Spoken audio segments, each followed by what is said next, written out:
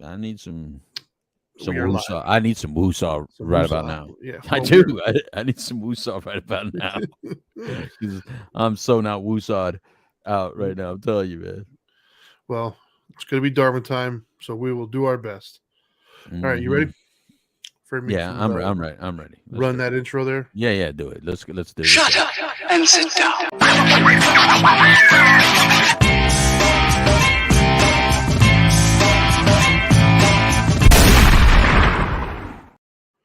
Hey, what is up, everybody? Welcome to Dope and Dharma. We are your, I don't know, I was going to have something cool to say there, but I don't. You lost it. I never had it to begin with. I was making it up as I go along. I was like, yeah, I was going to say friendly neighborhood something, but I don't know. We're not You don't. necessarily You don't have a friendly or trolley. unfriendly. You Won't need you a be my trolley. neighbor? Yeah. Anyways, as I was saying, welcome to Dope and Dharma. This is the Dharma Time Hour. He is the Dope Doctor, and I am the Dharma Guy. What's up, everybody? We What's up? are. It is Tuesday, right? So it's a little bit later than normal. We did it on the right day, though.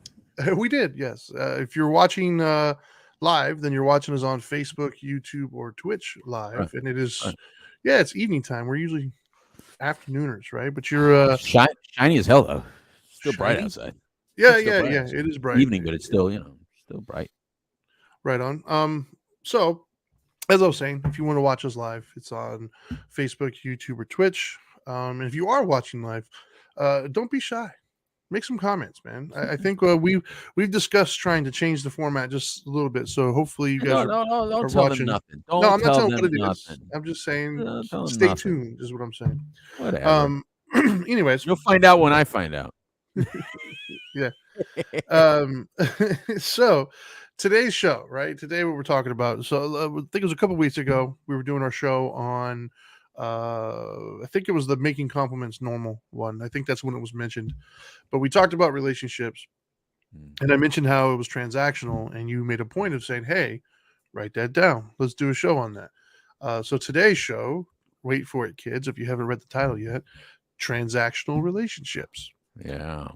Yeah, I think I don't know what comes to mind for most people when those words are said out loud. Prostitution, probably. Probably, probably something nefarious or some debauchery of some sort. Who knows? Yeah, who knows? I don't know. If you're watching this, what was the first thing that came to your mind actually when you hear transactional relationship? Yeah. But What came to your mind, Marissa? I see Marissa's on Facebook Live. What came to your mind? right on. And yeah, so I guess because my mind is a very logical, place to be, if you will. Oh, Mr. Humble. No, I'm not an emotional one, right? So I'm just all logical, and that's not a good thing, by the way. I get in trouble for that all the time. All right. Is it like this? Is it? Wait, am I doing it right? Basically, yes. When I hear transaction relationships, I think of like the logistics of a relationship, no matter what kind of relationship it is, romantic, friend, or coworker. It's reciprocal nature. You're getting something from somebody, and you're giving them something, right? Needs are being met, kind of a thing. That's what I think of, but I don't think the average person thinks of that, right? So what are your thoughts on that? I know you have a statement you want to make, so I'm dying to Well, hear. it's not necessarily a statement. Yeah, maybe it is a statement. Look. What I want to say is, if you think that you're not in a transactional relationship or relationships should not involve a transaction, you are sadly mistaken. That's the biggest point. Right. That I Well, want to say. and I would argue, based upon that statement, Mhm. if you don't think that you're in a transactional relationship, whoever's in that relationship with you is probably kind of unhappy. That's right. They're not getting their payoff. You're getting your payoff apparently, Exactly. but what are you And- giving up? What are you Well, giving up? exactly. Well, and that's the thing, right? Is I do think that when people hear transactional relationships, I will say that the first thing that probably comes to mind is some form of money, like some form of currency, right? Like they probably take it very literal and think paying for something. Right. And what I would say is transactional doesn't necessarily mean financial compensation, right? Like Right. it could be multitude of things. And like for instance, I used to there was a joke back in the day. And I guarantee you've heard this, and any dude over the age of probably 25 has heard it at some point as well. Okay. Um, like a lot of guys say that they wouldn't, do prostitution. I'm not going to pay for this. And they says, if you don't think you're paying for it, man, Oh yeah, you pay. trust me, you're paying for it. For You're actually just paying more, right? Some of you paid half plus. Yeah. Because everything's a And you transaction. should have paid half plus because it's probably because of you that you screwed it up in the first place. Well, I don't even mean in divorce. I'm just talking about in messing general. up. Taking them Yeah, out here, doing this, like you're paying for course, it, right? Like of there's a course. lot of expectations that come. But they are with- too. Women are Of paying course. too. Of Yeah, course, yeah, of course. yeah. So I mean, to me, I think that's what I think of transactions, right? Like Yeah. if we're talking about in a relationship situation, Right. excuse me, the transaction between my wife and I. Yeah, what is it? Sure. What's the transaction? Well, there's certain things that I expect. Tell us, Trinity. She's not here. She's not listening. I expect a certain amount of loyalty. I expect my Okay. emotional needs to be met. I expect connection. I expect these things that are going to fill my cup, if you Your will. emotional needs? Yeah. Okay. The things that I'm agreeing to get from her and only from her. Okay. Vice versa. I'm sure for me, she's expecting the same kinds of things. But I think that people forget about that sometimes, right? Like we're so self-centered sometimes as a species. We get so self-centered, and we think of, well, what am I getting out of this? And Right. oftentimes when I hear people talk about that, you can stump them by just asking, well, what are you giving out of this? Yeah. And you'll see like malfunction, like they can't think because they're so focused on what they're not getting. It's like, well, have you thought about what you're giving? Or they're focused on only one thing that they're given. Yeah, as if that's supposed to be the end all be all, right? Right. Like, yeah. Well, in other words, when I'm unhealthy, when I'm in a bad mood, which I am in a bad mood right now. That's my disclosure. I'm in a bad mood right now. We're not going to talk about it right now. It might come out. It might come out. There's no way. Wait, shit! It might come out right now. That mortgage company ain't getting away with what they're doing. I'm paying $800 more a month, people, for insurance because people decided to live by the ocean and get their houses flooded by hurricanes. Apparently, everybody. I got to pay $800 more a month in my mortgage, which is ridiculous. For those of you who don't live in Florida, pretty much everybody in the state of Florida, our insurance has gone up for our homes drastically over the last couple of years. I'm not happy. No, $400 last year, $800 this year. Is ridiculous. Yeah. Anyway, it's absurd. $800 a month. Yeah, that's absurd. Anyway, let's what was the question that you said? We're talking about transactional relationships. My transactional relationship with my insurance companies, I pay you. You're supposed to protect my house when it's damaged. I'm not supposed to pay for other people's houses that are damaged. Yeah. Well, that would be an example of a transactional relationship, right? Like, right. In theory, the transaction is monetary. You're paying them a certain amount of money, and what they're supposed to then give you is peace of mind, as well as the safety and security of knowing if something happens, then they're going to come in and pay for it. Now, we could argue that that's a one-sided transactional relationship because you're gonna give every single month, no matter what, and their security and peace of mind, can leave you wanting sometimes. Right? Well, because every time you or someone else uses it, it goes up. So it's an insurance, but it's like, but don't use me, because if you or anybody that uses us, then we're gonna take it out on all y'all. Yeah. Well, not only that, but then you're also not getting that on a monthly basis, right? Like you could be paying into it for years and years and years and get no tangible thing in return, right? Other than, like you said, the metaphorical peace of mind of knowing if something happens, I have insurance. But that is usually followed up with, but they're going to find a way of screwing me somehow. Like they're going to find a way of not wanting to pay for it. So we could argue that the reason why so many of us have a problem with insurance companies is that it's not really reciprocal, right? It's not a good transactional relationship for most of us. Trinity, I've never gotten better sleep because I had insurance. That's not now. One time, I can't go back to any point in time that I've ever gone, you know what? I can sleep good tonight because I have insurance. I could argue peace of mind is overrated. See, now different with relationships, other types of relationships, like these transactions that we have with our partners, right? Like you said that, would you say you get from Angel like emotional support? Yeah, I mean, I have emotional needs. I have fulfillment that I get from her, or loyalty, things of that nature. Well, Dana and I might have a little bit more needs than that we expect from each other, and that should be done. and those should be communicated. Like if those don't match or fit, that's when people can make poor choices. Same thing with the emotional stuff, whether it be physical or emotional. If you choose to not give the transaction that your partner's wanting, that can be problematic. Oh yeah. And so you should communicate that. Now, unfortunately, we're not really good communicators as humans, right? No. We first of all, we all have a different language, which doesn't make sense. No. Right. This, you hear about these people, these therapists. And yes, I'm a counselor, so I could talk. See, one thing I could talk smack about is Mexicans because I'm Mexican, and men because I'm a man, Floridians because I'm in Florida, and married guys because I'm married. And so in this situation, there's these transactions that exist, right? And it's like I want certain things, and unfortunately, as a human, there's these things the therapists say, and again, I'm going to make fun of therapists a little bit. Because, oh, you have love languages. Yeah, you know what? I speak the English language, and when I say, you're pissing me off right now, or if she tells me, Louis, you're acting like a jerk right now, if I don't understand that language, how the hell am I going to understand your love language? I don't even understand your verbal language. Right. Because Dana's real clear what she's mad about, and the subtext. I can always read the subtext. Oh, you're feeling insecure right now. Oh, you're mad about something else, some other battle you lost before, so you're trying to win this one today. So we can have this conversation. It's not like I can't read that. But then all of a sudden it's like, well, but that's not your love language. Well, let's say, what's my hate language though? Do you know my hate language? Because if you don't know my love language, then you definitely don't know my hate language. And if you don't know my love language and my hate language, what language do you understand? Because I've spoken real clear before to Dana, and I know she's using real clear words to me, but I hear something different than what she's saying. She's hearing something different than what I'm saying, and we're doing this. Yeah. Really? So back to transactions.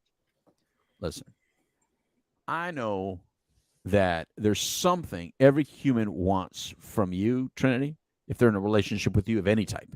Sure. And I know there's something they want from me if they're in a relationship with me of any type. There's interpersonal relationships and there's personal relationships. And it is for us to accept the relationship. So it's almost like if you choose to accept this position, this is what comes with it. Now, if you don't want to accept it, then the sooner you say so, say so. But the fact that you're in the relationship is because to some degree, you are getting something out of it. Now, it's your fault if you chose not to explain it all up front or to accept this person showed you from day one, they're not going to provide that.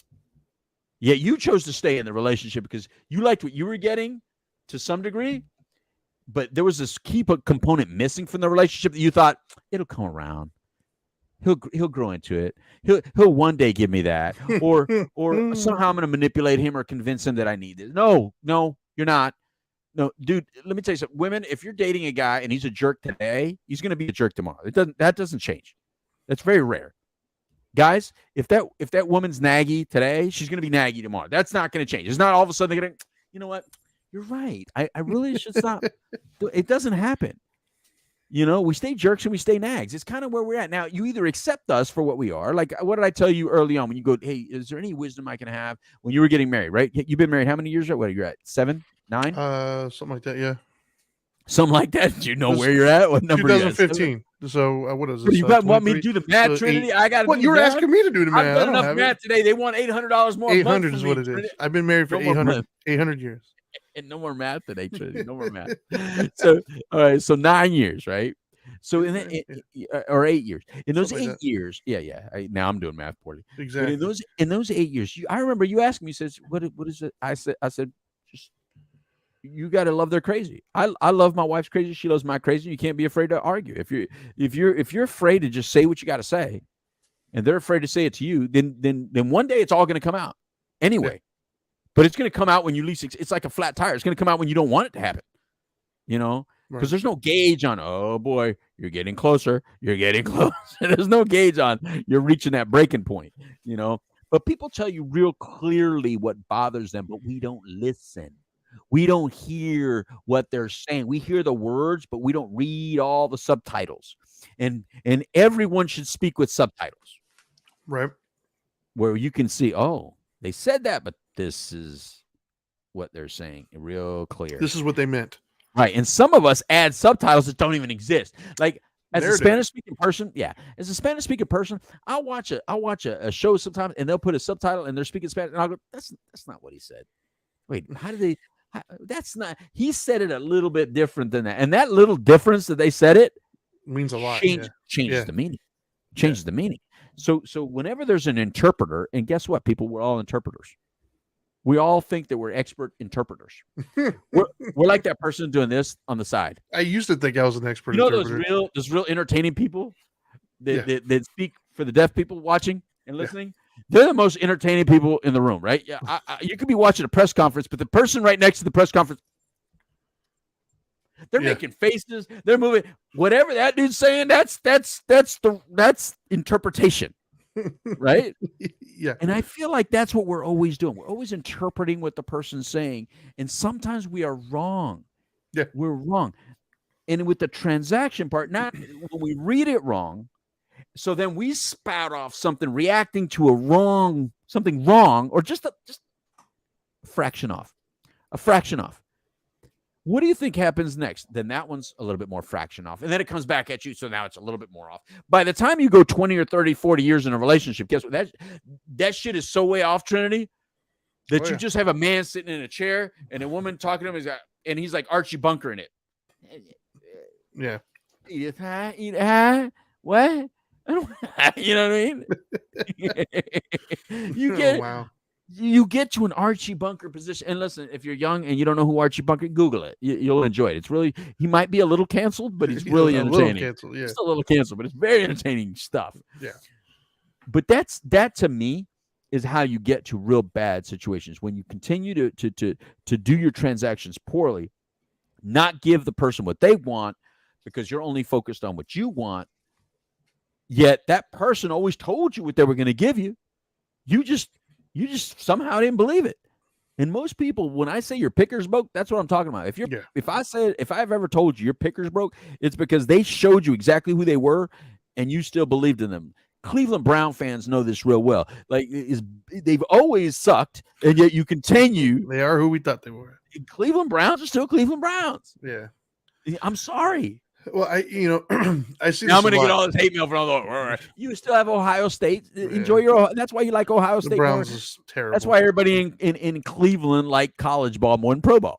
Yeah, that's why. I see it a lot too, not just in like romantic relationships, but I also have seen it a lot in like worker-employee relationships from both sides, right? And that one obviously is a much more straightforward transaction. You want me to do these duties, and you're going to give me, currency in return.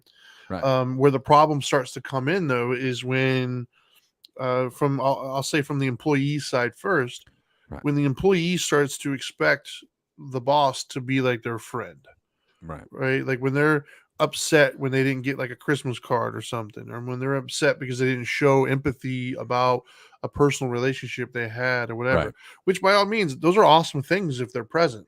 Right. However, if you went into a job to get paid to do whatever task that you were asked to do, that's where your expectations have to start and stop, right? You can't get mad at a boss for not being your friend. You can't get mad at a boss for not living up to your friendly expectations. Like, they're not in a relationship with you. It's a very business relationship. You agreed to do these tasks to get money. Anything outside of that is a bonus. They don't owe you anything. They owe you the money per hour that they told they would give you, and that's it. Once again, is it nice? Sure, it's nice, but they don't have to. And I think a lot of people get resentful because they start to look at their boss as like their buddy or their friend or whatever. And when they're not behaving that way, they start to get resentful and angry and get mad at the boss for not being what they never agreed to be in the first place. But then on the flip side of that, I've also seen bosses too many times will hire an employee and give them a set of tasks to do and say, this is what I'm going to pay you. And then slowly the boss starts to ask them to do more, right? It's like there's more overhead, more little fires start to pop up as a business owner, and you've got to put those fires out, but you can't personally do it, so you have to delegate. Well, it's easy to delegate to somebody you're already paying, because in your mind you're thinking, well, I'm already paying them, go do this. Well, not so fast, right? Like, you didn't hire them to do all these extra little fires that you're trying to ask them to put out right now. You hired them for A, B, and C. Anything Right. outside of A, B, and C, they're going to expect to be compensated. And that's where I think the transactional stuff starts to come in, at least in the coworker kind of, or boss employee kind of in a Right. situation. And then you have friends, right? And see, to me, friends is a very interesting transactional relationship, because it's not straightforward with every single friend, right? Like, I have some friends with different skill sets that I go to them for different things. Versus, like, for instance, you're one of the only. I'm trying to think. I think you're probably one of the only ones I know right off the top of my head, anyways, that's got like 30 years worth of marriage under their belt. I have a couple other Damn, friends of great. mine.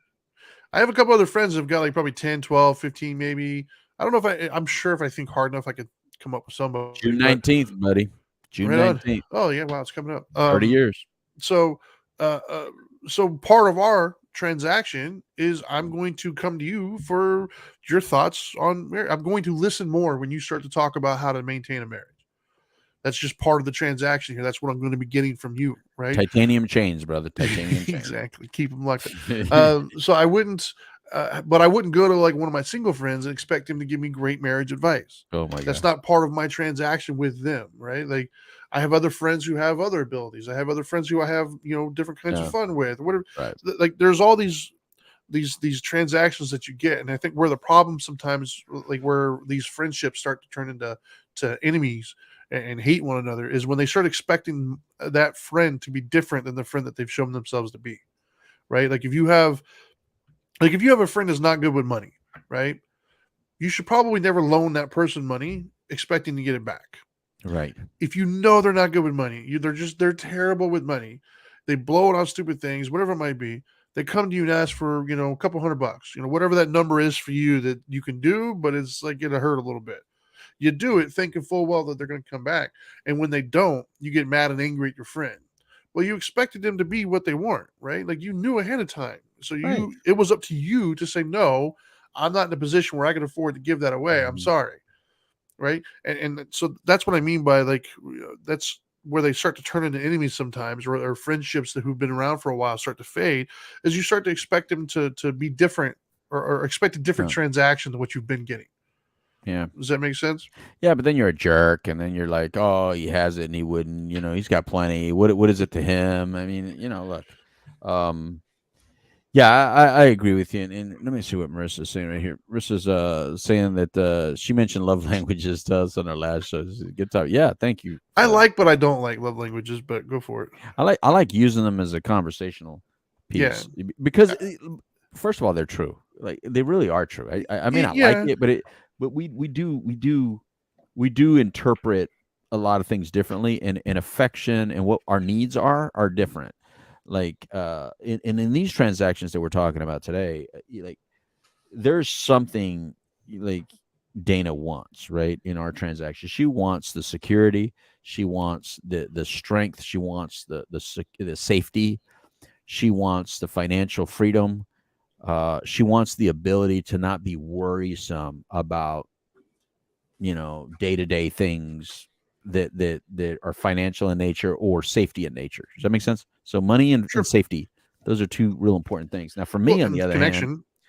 oh, definitely connect. Yeah. That's the And big overarching right, umbrella right. over all of it. See, there you go. And that's why I get in trouble. See, Trinity, I put that at number 3, and then I screw up because she's like, all I really wanted was a hug, and it's like, I gave you money. What do you want a hug too? Well, I think we're all looking for I'm kidding. connect. I'm kidding. I'm Like, kidding. we're all looking for the transaction. Like, we're all looking to receive Yeah, connection. right. I think we just have different definitions in how that looks. Right. And so all of it is connection, like you say, all of it, right? Yeah. So what I'm looking for is I like appreciation. I just want acknowledgement that I did what I did. I'm not Gandhi. I can't turn the other cheek like that. I can't just like do. I'm not the. I must admit, I'm not the invisible a donor. If I give, I just want the acknowledgement. I gave, right? Okay, we're good. Sure. Now, I'm not talking about small things. I'm talking about relationship things. Like, you know what I mean? So as long as you appreciate, what I'm doing, and I show you appreciation through providing that, we're good. So that's the transaction. So where it gets into a problem is when you get called upon the transaction. And I think that's when transactional relationships are a problem. That's when a relationship should not be as transactional as we make it, where we go, I did this for you. Why don't you do this for me? Well, wait a minute. I want you to do it for me because you wanted to do it for me. That's the difference. So I like the transaction. Not that I don't want Sure. that, but I don't want that conditional.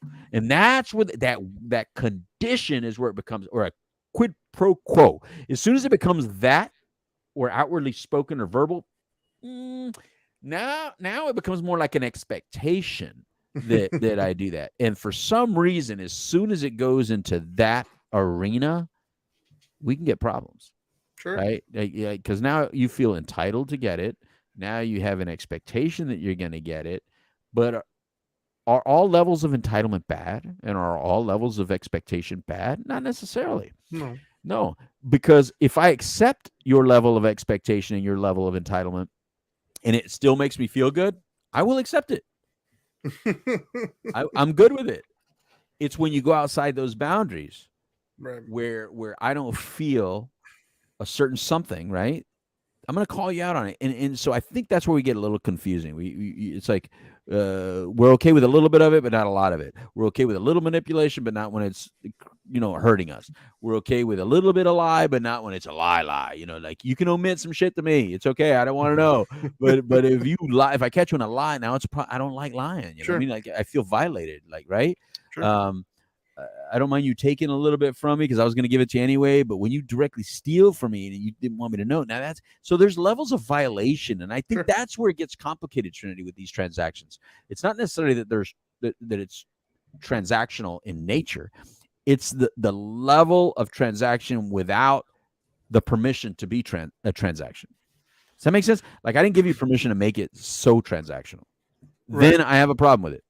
But if I told you, Trinity, if you could do this for me, is that cool? If you do this today, I'm going to reciprocate. And if I don't reciprocate, that's on me. But I still want you to do it because you want to do it. And I still want to do it for you, whether you give me anything or not, because that feels better. Right. If I do it expecting something from you, it doesn't feel as good. But if I do something for you because I feel good doing it, but the only reason I'm in a relationship with you to be in the situation to do that is because you're the kind of person that gives back anyway. So that's what makes it a healthy relationship. I don't have to ask you for a transaction. It just exists in the nature of math, right? Right. Like, good people together, this one's going to do it sometime, then this one's going to do it sometime. This one's going to do it sometime. That's just good people, right? I don't have to force it upon you or demand it of you or expect it of you, because then if I do that, then what I'm going into it saying it's lopsided.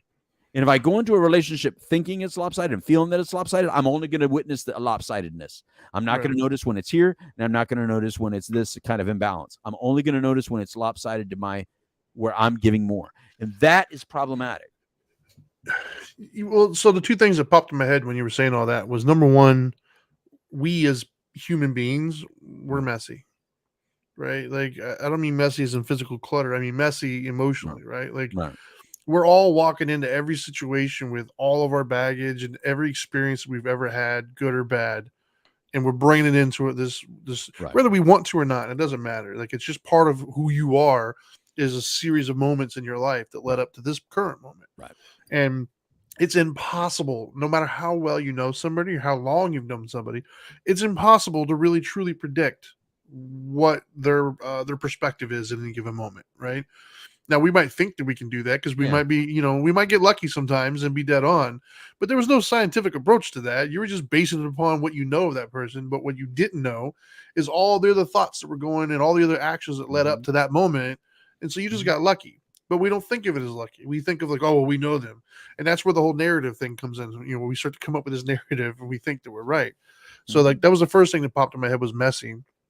The other thing that popped in my head was I think part of the problem that I see happen with people is, and you kind of already touched on it earlier. So I'm going to reiterate it, and that is not really kind of acknowledging the transaction, right? Like we have to acknowledge that. We have to acknowledge the transaction and appreciate when the transaction's met, right?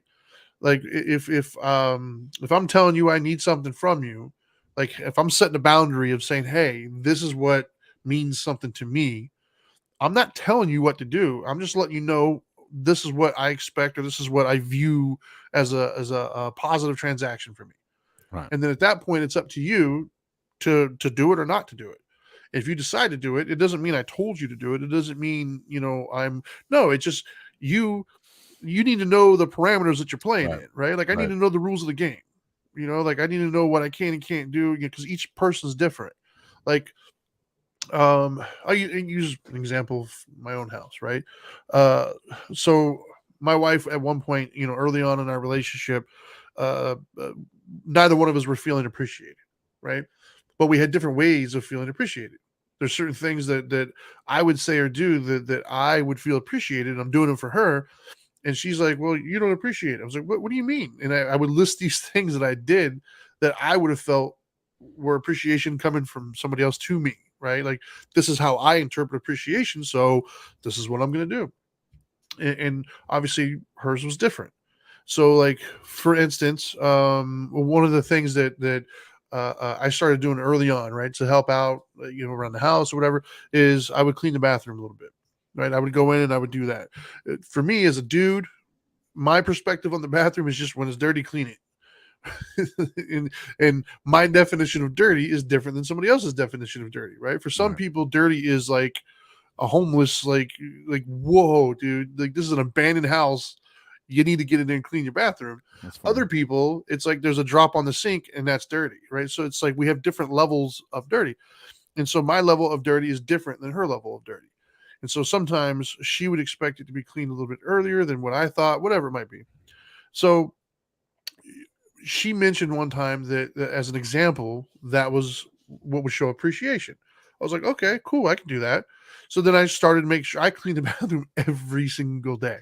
Just, not major, just straighten up, make sure it looks good every day. And then I would, I mentioned one time that, hey, FYI, I don't know if you noticed or not, but I've been doing it.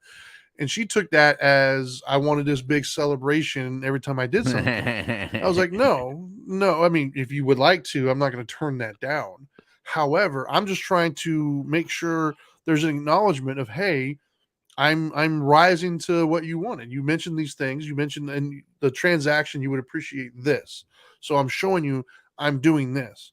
And Right. because it wasn't acknowledged, I'm going to say something about that, because Right. what people don't realize is we collectively as human beings, we are so good when it comes to transactions. We are so good about complaining and pointing out every single time our transaction need is not met. Right. We're really good at that. Well, you didn't do this, you didn't do this, you didn't do that. We're so good at that. Now, where we fail a lot is pointing out the equal amount of times that their transaction is met. Mm-hmm. And I'm going to tell you right now, for most of you, the transaction is met more than it's not. Mm-hmm. I'm gonna argue for most people. Now, there's some really toxic relationships out there, I'm sure, but on the average everyday relationship, much like in life, more positive things happen throughout the day than negative, right? There's 24 hours a day.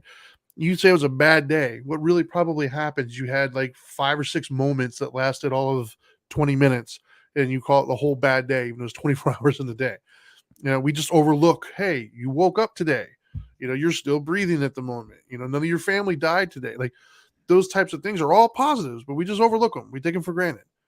So the same thing in our transactional history, if you're going to be the individual that points out every single time your transactional needs are not met, you can do that. But my advice to you then is also do your best to acknowledge when those transactional needs are met, because you can't just criticize and be upset all the time. There has to be that balance, right? And I think that part of that comes in setting what your expectations are, making sure you understand, hey, these are what I've deemed as transactional needs or whatever it might be. You don't have to say it like that, obviously, but there was, so earlier you said, I came to you when I first got married and asked some thoughts, right? I don't think I remember the one that you said as much as I remember the one that stuck with me for all these years. And it sounded scary as hell, by the way. Like when you first said it to me, it was just like, whoa, I don't know if it goes against every fiber of my being and everything I've ever been taught and known and what most people think of. And that is have the fight, right? You said, whatever it is, be honest about it and have the fight. That's right. Because it's better to get it ironed out now and make sure we're all on the same page moving forward than to have all this resentment build up and everything else. And that goes against what, like, as a dude, usually we're like, hey man, path of least resistance. I don't want any, I'll do what I got to do. I don't want any fights right now. I'm not trying to be nagged. I don't want to hear about it. So we are taught to avoid conflict as much as possible. Right. I know, ladies, you probably don't think that. You don't think that. No, we truly do not want conflict. We don't. Now we just might. Now when conflict happens, typically we're willing to step up and have it, but we don't really seek it out. We want peace. We want like less is more kind of a thing, which is why we'll avoid it. We'll do the dumbest stuff in the world in an effort to avoid a fight or avoid conflict. So when you told me to have the fight, I was just like, the hell would I want to do that for? Like, no. However, over the years, I've realized that you're right. Have the fight, man. Like, I'm not saying let me define fight here. Disagreement, you know what I mean? Even a healthy argument, but keep it healthy. Don't make it toxic. Yeah. No physically hitting somebody. No manipulation. No, vulgar. Like, remember, that's your spouse, dude. Yeah. That's your teammate. You chose this person, right? Like, keep that in mind when you're talking to them. Fight like you're going to still be there. Yeah, right. But have the fight. But have the fight and understand that everything is a transaction. Right. You're giving and getting. Like, if you're expecting something out of this person, right? Be honest to what that is, and then if the person's expecting out of you, be honest whether you can give it or not. Yeah. Right. Like, just like, look, man, have an adult, big boy, big girl conversation, or big boy to whatever you're into, and just have that conversation and be like, look, this is what I'm expecting. This is what I'm willing to give, and if you're not, maybe that's not the person for you. Maybe this person just is not in a position in their life right now to give you the kind of fulfillment that you're looking for. And that's okay. They don't have to.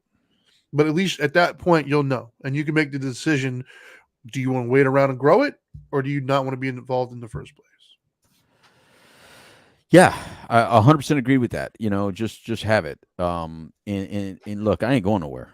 Like, I've told her before. Like, you could say whatever. I ain't going nowhere. I'm going to say whatever. You ain't going nowhere. We're going to stay. And that's the best way to, like, let's hash it out. See, here's some of the difference. Though. There's one thing that you did say. Right now, you said, ladies, us guys, we don't really want conflict, and I'm gonna. I don't think women do either, but I'm gonna amend that a little bit. I think we like a little bit of conflict, but here's the difference: we like a little bit of conflict when we know that we're gonna shake hands afterwards, like because when you're kids and you play sports or whatever, no matter, I don't care if you stopped at Little League, you still did the same thing after you beat each other's butt. You shook hands afterwards. all my better friends as a young kid, we fought. We first fought, and then we were friends.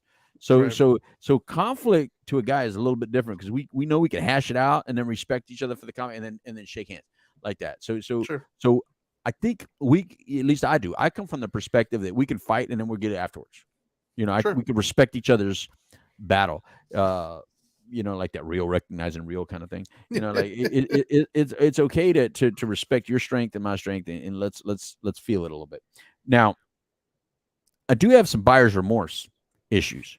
No, what I'm saying is, in that case, is like if you're talking about these transactions, I've done transactions where later on I'm like, did I really make that transaction? Like, if you ever looked at your transaction history, sure. Like, and now let's put it financial, like like financial. That's why I call it buyer's remorse.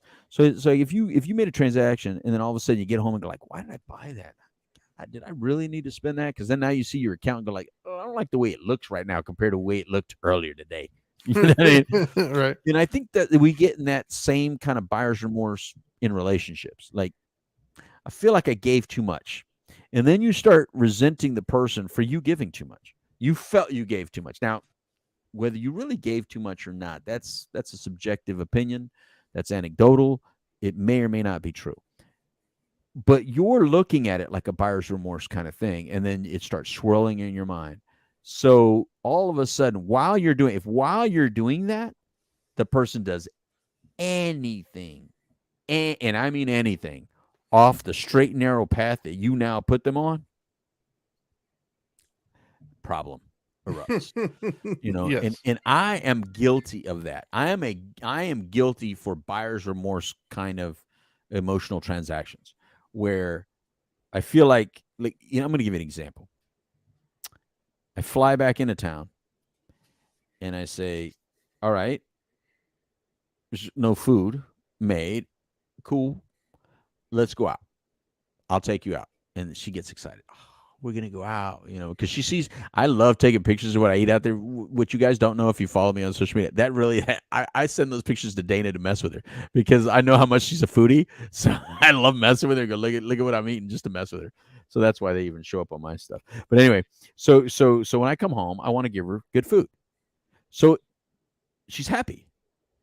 If within the first hour of me taking her out after I've been gone and I'm really tired, I really just want to go home to bed, to be honest with you. But I take her out and we eat. If within that first hour after eating, she wants to argue about anything, I don't care about what it is. That's when I get like buyer's remorse kind of feeling like, why did I just do this if I'm still going to be in some sort of then why did I just do that? I should have just got a burger on my way home and be like, fend for yourself. You know what I mean? And it's weird, it's immature, it's dumb or whatever. But I have to acknowledge that I experience that. What I'm saying is that if the moment after I do something that I feel is a healthy transaction from my end, but I had an unhealthy expectation of what I wanted out of it, and that person does not meet that unhealthy expectation, damn, I'm in the resentment mode. And that's problematic. But at least I recognize it. And the important thing about recognizing something is not just to recognize it, but to recognize it with a plan to change it, not just recognize it. So then I put into action later dates as if I'm going to do this, I know I'm going to experience buyer's remorse. I know it. Don't set her up for failure because that's not fair. No. Don't set her up for failure. If you want to go out, Louis, then take her out with no expectation in mind. As a matter of fact, she can yell at you while you're eating your food. You should be okay with it. Just eat it. And then, God, I'm in such a healthier mindset when I tell myself, dude, don't put strings attached to this. If you do it because you want to do it, not because you're trying to pay her for her to be happy. You know what I mean? You're not guilty of anything. You didn't do anything wrong. You don't owe her anything. But, she's a big girl. If she wants to eat, she can order Uber Eats if she wants to. She can go out on her own to eat. But if you want to take her out somewhere, do it because you want to be with her. You want to spend time with her. You want to interact with her. You want to make her smile, and you want to smile with her. You want to have some fun and have a good conversation. That's the meaning.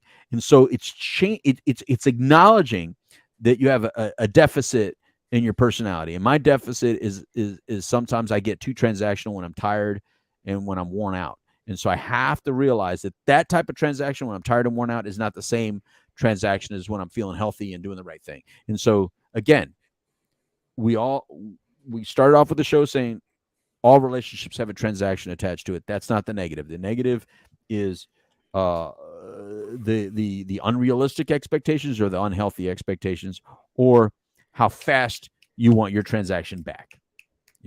Look, guys, if you want someone to just smile at you and act like you're the strongest man on earth, the sexiest man on earth, the best man on earth, the funniest man on earth, go get a hooker and stay with a hooker, because pay for the hooker and deal with that. Women, if you want a man to always make you feel sexy and always make you feel happy and to listen to everything you want to say, then you go pay a gigolo. Just go pay a gigolo, and that's what he's going to do, because that is not who we are to each other. No. If that's what you want, those people exist.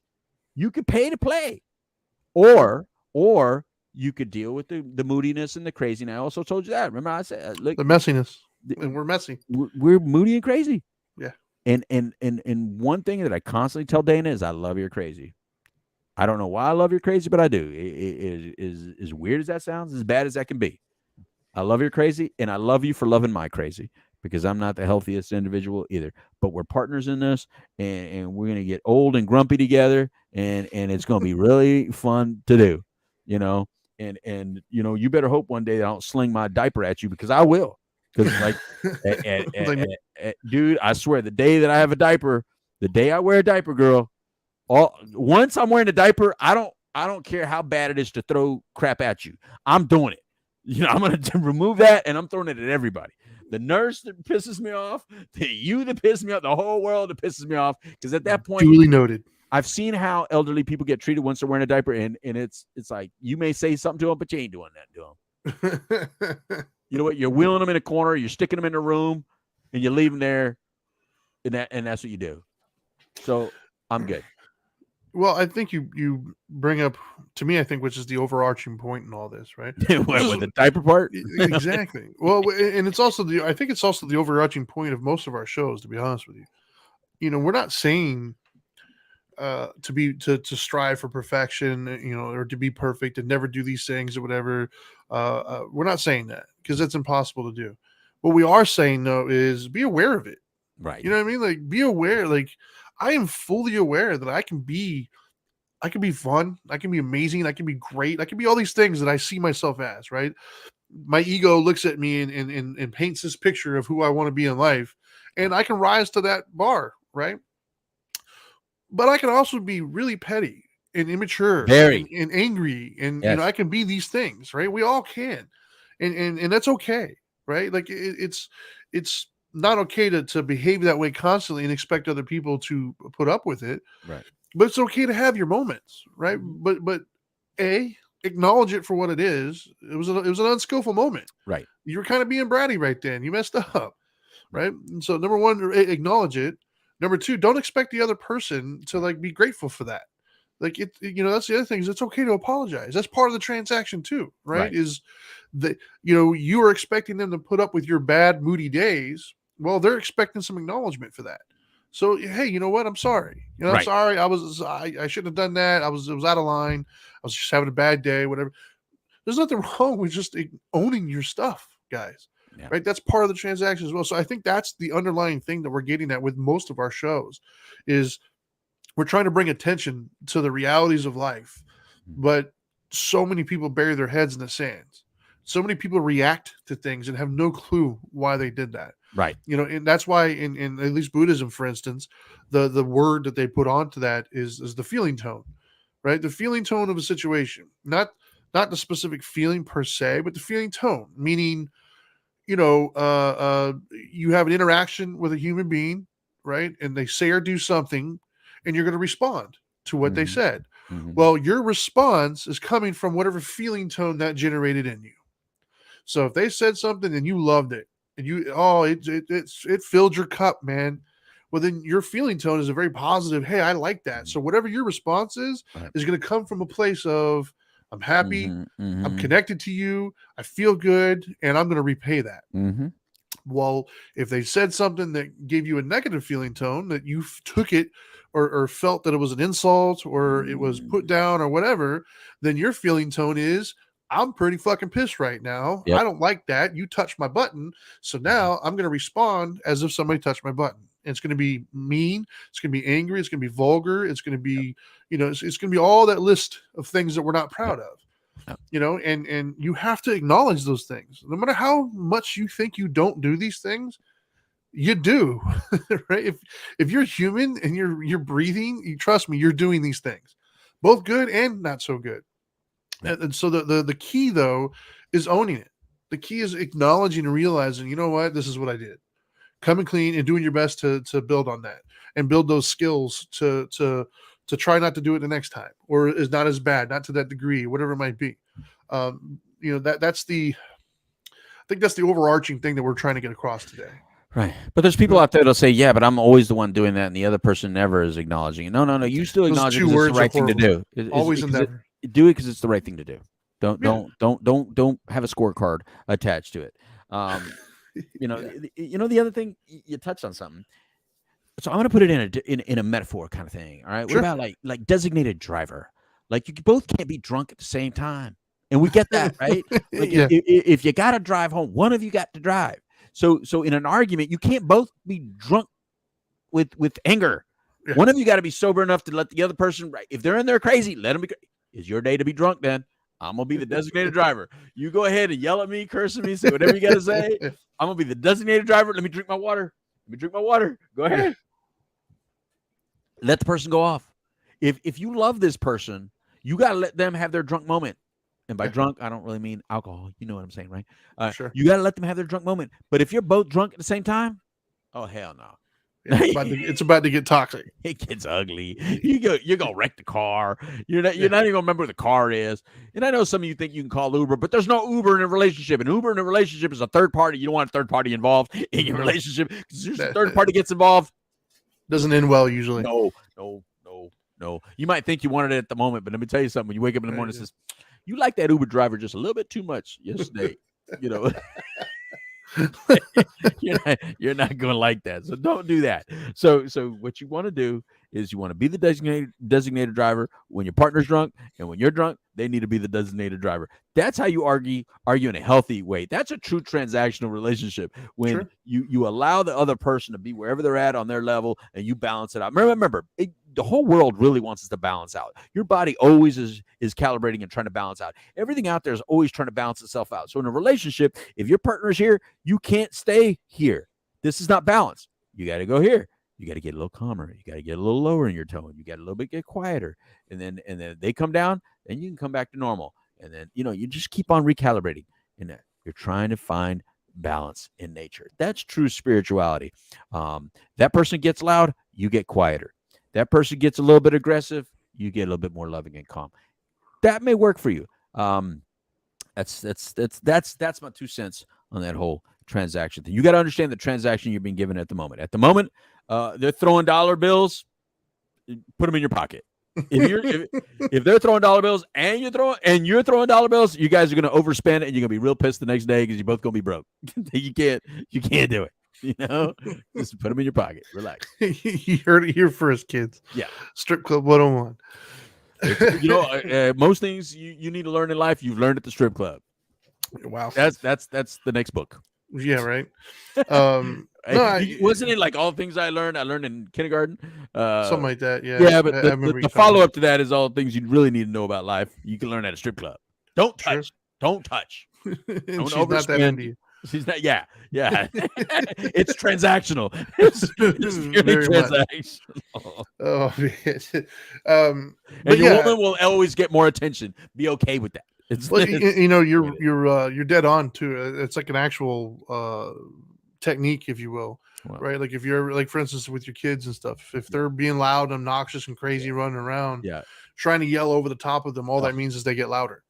Like you gotta, like, whenever somebody's arguing with you, it's an old trick in the thing is when they're getting loud, you bring it down, and then they will start to come down to your level. You don't come up to their level, then you're going to just keep one up at one another. That's right. And yes, Marissa, I did show Dana the pictures of the pizza. I just answering a Facebook Live comment that Marissa put. Does Dana even eat pizza? She doesn't seem like she would eat pizza, or it's got to be like some like high class pizza joint where they charge you like $40 for the same pizza. Dana is so bougie when it comes to food. Yeah, food is the only thing she's bougie at. Food is one thing. Don't go cheap with Dana with food now. Now, the only time Dana will eat a hamburger is if we're driving home at 1 a.m. in the morning. She'll go like, "I want a burger." Unless it's a $12 burger. No, when I'm the designated driver, she'll go, "I want a burger." I'm like, "Baby, we're going straight home. I'm tired. We've been out." She goes, "You're not gonna give me a burger? I just want a burger. Why can't you just get me a hamburger?" Dana will fight for a $2 burger at 1 a.m. in the morning like you've never seen him fight. Well, I can see that. So that's the only time Dana will be okay with a little $2 burger. Other than that, that's awesome. Remember, Dana thinks that Olive Garden is fast food. Remember that. Oh, I know. We've had that conversation. Yes, sir. All right, man. Well, you got any final thoughts on transactional relationships before we cut this short? No, I'm good. I feel like I feel like Johnny Cash. I said what I had to say, and I'm putting back on my Dahmers back on, and I'll let you do your Dharma guy closure. Right on. Well, first off, thanks for everybody for tuning in. We appreciate you. Can't do it without you. Make sure you follow us on social media. He is the Dope Doctor. I am the Dharma Guy. We collectively are Dope and Dharma. You can follow us on YouTube, Twitch, and Facebook Live under Dope and Dharma, so you can catch any of our live shows. And if you want to listen at your leisure, you can do so on any of the major podcasting platforms. Believe it or not, it really does. These algorithms are a pain in the butt, man. But if you guys like what we have to say, please like, share, comment, things of that nature, because it really does help get us the exposure. So, transactional relationships. So, don't kid yourself, right? Don't kid yourself. Don't look down your nose at the label of transactional relationship because you feel somehow like that's unworthy of what you have. That's your ego talking. In all reality, everything is transactional. No matter what relationship you're involved in, you're getting something and you're giving that other person something. Because if you weren't, you wouldn't be interacting, right? We don't just randomly do those things. We want something, whether it be something as simple as validation, whether it be companionship, whether it be sex. No, it doesn't matter what it is. We're wanting something from this situation. But keep in mind, in order to get what it is that you want, you kind of have to give what they want as well. It can't just be one-sided for too long. At some point, if it stays one-sided and you don't try to reciprocate that, at some point the person's going to get tired and not going to be there anymore. That's where resentment starts to boil, things of that nature. So I encourage you to look at your own life, look at your own relationships, and figure out where the transactions are taking place, and are you doing your best to pay out as much as you're getting in. I think if you do that on a continuous basis, you'll be in a pretty happy, healthy relationship. So that's all I got for that. Are we going to be on? What is today? Today's Tuesday. Are we going to be on later on this week for We the Middle or something? Well, hopefully. We didn't do a couch live on Monday. I forget, to be honest with you, I forgot all about. I couldn't believe I wasn't going anywhere. It was like weird because I'd been traveling every Sunday or Monday, and this time I'm flying out tomorrow. Sorry, he Actually. ran our show last week. So. Oh, he did. All right, Mhm. cool. All right. So, yeah, I do. I fly back Friday. So as long as we can find a time Friday Okay. when I fly back. Okay. Well, you heard it here first. We're going to do our best to do a We the Middle.